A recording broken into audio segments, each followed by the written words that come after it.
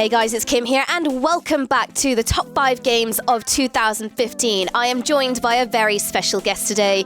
He is the leader of the Yogscast. Please be upstanding for Lewis. Hey Kim, how you doing? I'm alright. How you doing, buddy? I'm good. I snuck my way into this because you were recording with other people and I was like, I'm here, look, I can do it as well. It's because you're normally a very busy man, so I don't want to kind of, bother you with trivial things like this. No, I wanted to be included. I'm very excited that you wanted to be. So you said I have to write down a list of games that I've played this year. Yeah. And do I have to put them in order? Sort of, yeah. That's quite hard, isn't it? Yeah, it is the hardest part of all of this. And it's 5 games, although Simon, your counterpart, often goes for 10. Right. Well, I've got a list of 9 games here.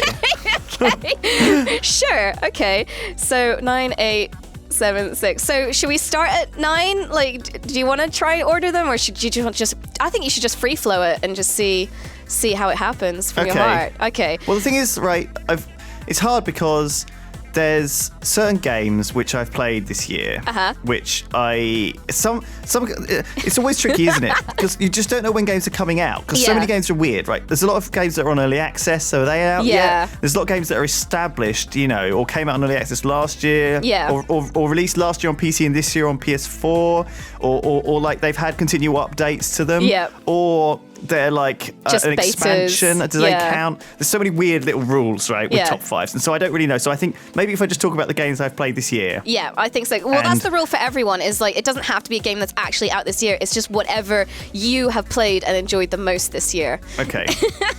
Well, we'll start with stuff which is established, okay? Because that's probably the stuff that I've played the most. Yeah. I don't know whether I've enjoyed them the most. I think the fact is I play 2 games a lot, Dota 2 and Hearthstone. Okay. And I don't actually enjoy playing them, but I still play them. Okay. I play them every time a new patch comes out. I play them every time a new expansion comes out. I can't help it.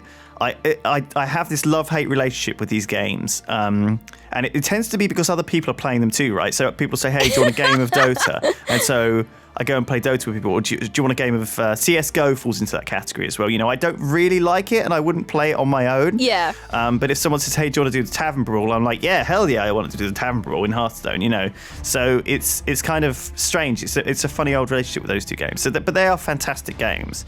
And I've played a hell of a lot of them, but they're certainly not my favourites. I must say though, like every time I go on Steam, it always says that you're playing Dota 2. Like for a game that you're not enjoying, you do sink a lot of hours into that. It's true.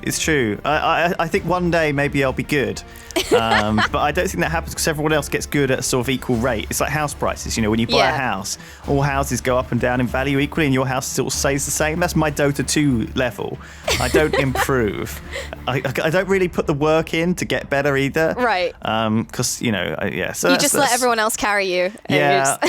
I have a good time though. It's okay. Okay. But yeah, I don't know. It's tough. Those games are tough. There's definitely a love-hate relationship there. So, the second category I wanted to talk about was like the MMO, right? So I have a sort of the same relationship with World of Warcraft. Mm-hmm. I love an MMO in my life, and it's always been WoW, and I always play the new WoW expansions every time the new WoW expansion comes out, blah, blah, blah. But obviously Draenor came out last year, and so this year there hasn't really been an MMO in my life, except I have sank about, I think a lot, about 100 hours maybe into Guild Wars 2 Heart of Thorns expansion. God, just casual, like just 100 hours. Yeah, well, I mean, I've enjoyed playing Heart of Thorns. I streamed it a bit. I've got a little guild there. There's like a couple of hundred of us. We do stuff. It's fun. It kind of, it's not, having an MMO in your life is kind of something where you just do it on one screen and you don't really have to pay attention. You can watch something on the other screen. So I'm like watching, I watched a lot of Seinfeld. I watched a lot of other stuff. I watched like the Better Than Ted. Yeah. And stuff like that. Like, so loads of TV shows that I haven't caught up with. I'm slowly kind of catching up with. So I enjoy playing an MMO while watching a sort of TV show that doesn't require my full attention. Yeah, okay. So Heart of Thorns came out a couple of months back, and it's pretty good. I think Guild Wars 2 is still the best MMO on the market, really. Oh, really? Okay. World of Warcraft refuses to learn from Guild Wars 2, and there's a lot of things at Guild Wars 2 that are done very, very well. Guild Wars 2 has a lot of problems too, don't get me wrong, it's got a whole load of problems with it, but WoW could learn a lot from it, and WoW would be a better game if it took some lessons from Guild Wars 2.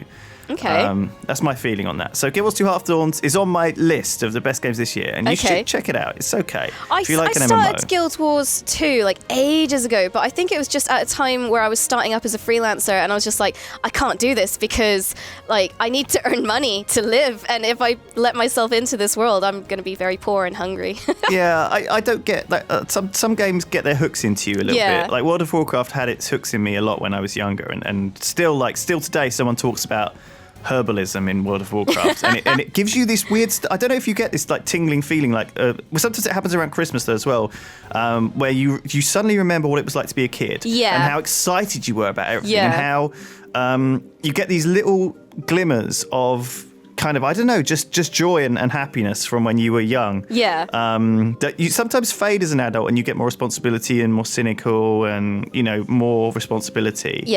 Yeah, so... No, I get that about Nintendo games. So, like, especially, like, Legend of Zelda games, there's a new...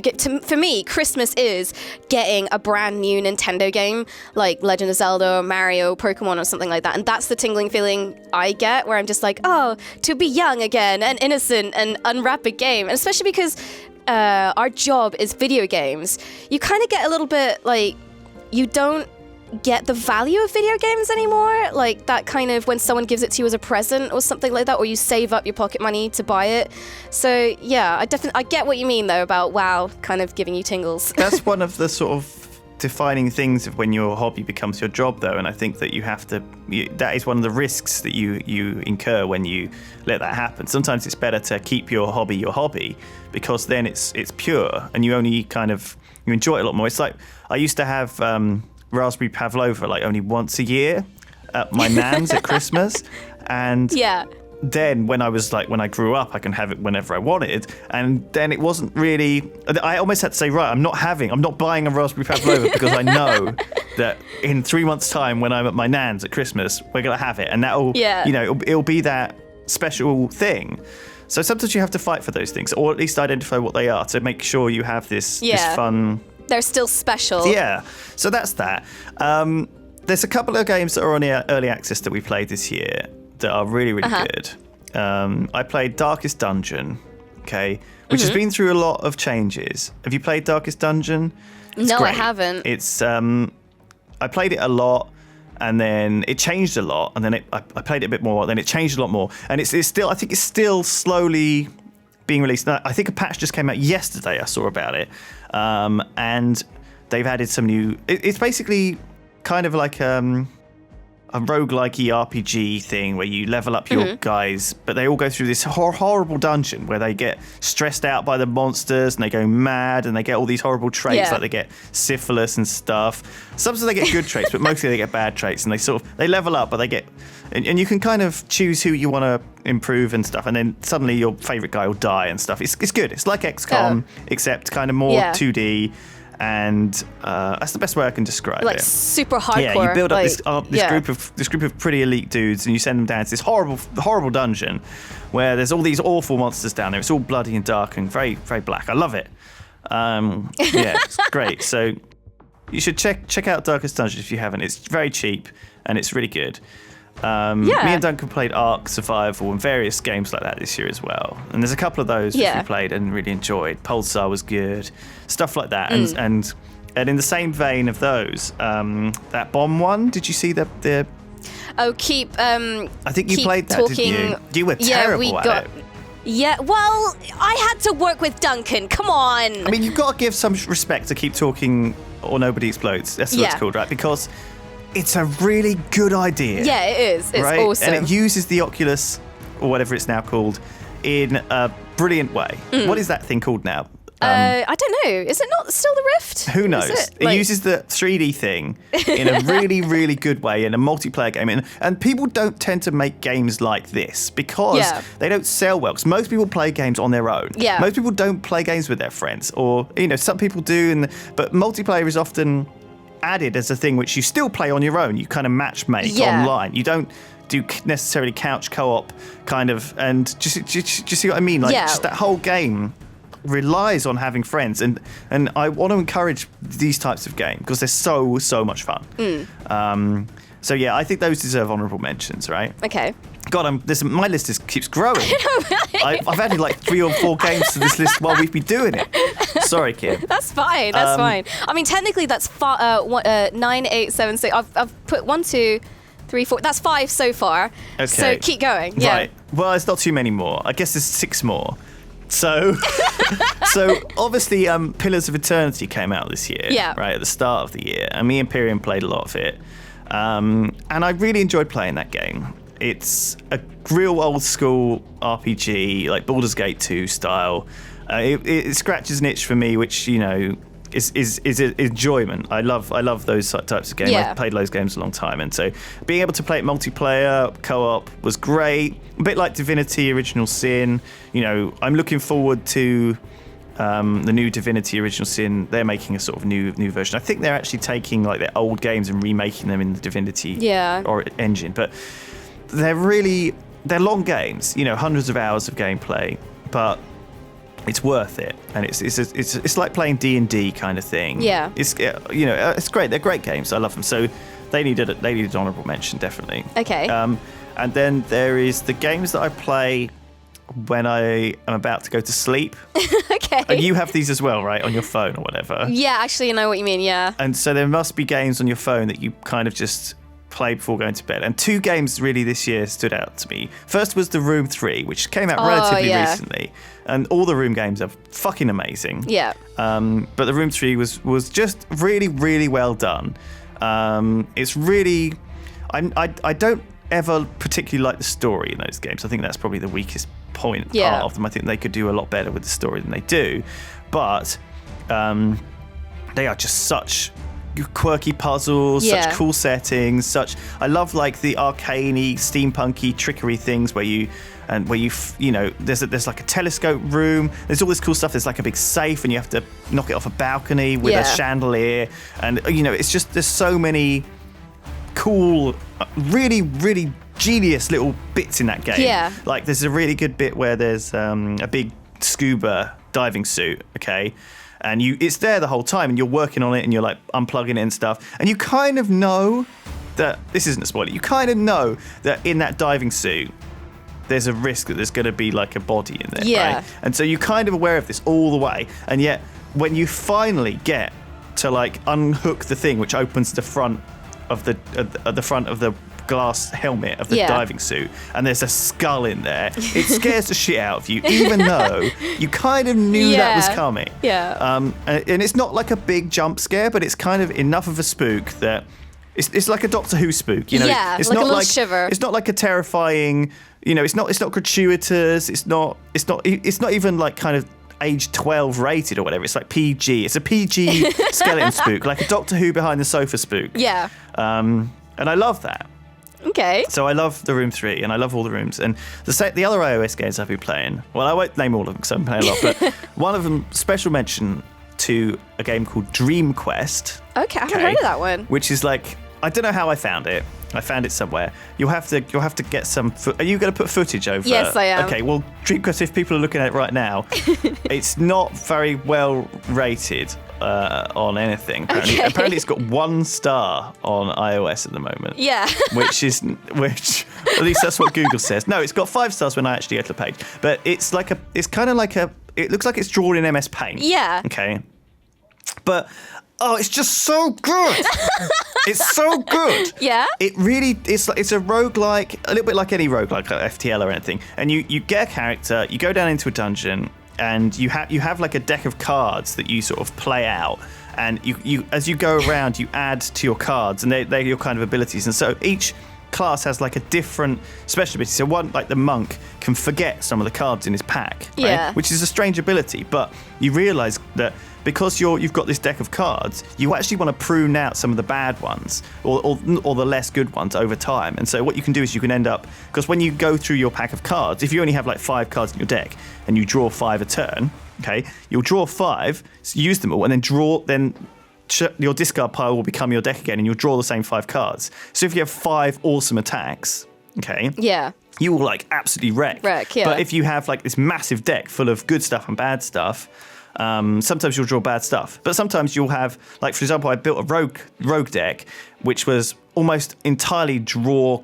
Every card drew another card. So it was like attack plus draw, attack plus draw, attack plus draw. And then there was a card which said, do 1 damage for every card you've played this turn. And so I would play that and I'd be like 50 damage. Nice. It would just go through it would just cycle through my library. And so it felt like you could build up these, because it's a roguelike, so you got a limited amount of time to pick up cards. You've got a limited amount of resources. You can't just go forever and level up to ridiculousness. Yeah. It's like FTL.